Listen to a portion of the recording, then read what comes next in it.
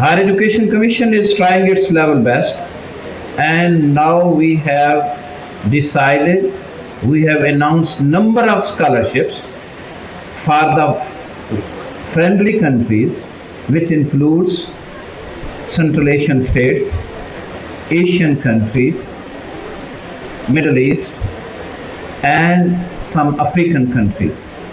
So our teams are going to those areas, to those countries where the induction will take place. I am thankful to all those vice chancellors who are participating in that event. The institutions, the professors are being replaced with AI. So if any position is vacant, becomes vacant, they say, okay, we will have the AI teacher in that position. Yes, I think we must. This is the technology. As a professor, when I say how I can improve the performance of the organization, one of the important parameters is about the technology, use of technology. So if we are not using the AI in our universities, it means our educational system is weak or it is far behind with the developed world. This is one side about the use of the technology. But on the other side, we must remember that what is the objective and the mission of the institution. The objective and the mission of the institution is to create the knowledge and transfer the knowledge. This is one of the objectives of the institution. Therefore, the research is going on. This AI came from where? It came from the institution because of the research. Therefore, creation of knowledge and transfer of knowledge. And the second part is, as we rightly said, my honorable chairman, that was about the skill. If you have got the knowledge, can you apply this knowledge into the practical field? It means you have got the skill. So this is important.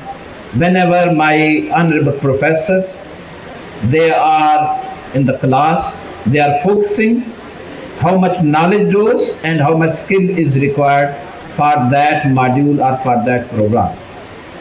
And the third one, I think this AI cannot replace the third mission of the institution, where the teacher is there, physically one is present, and the students are following him, and that is about the ethics, about the character, building of the student. This is the prime mission of the institution.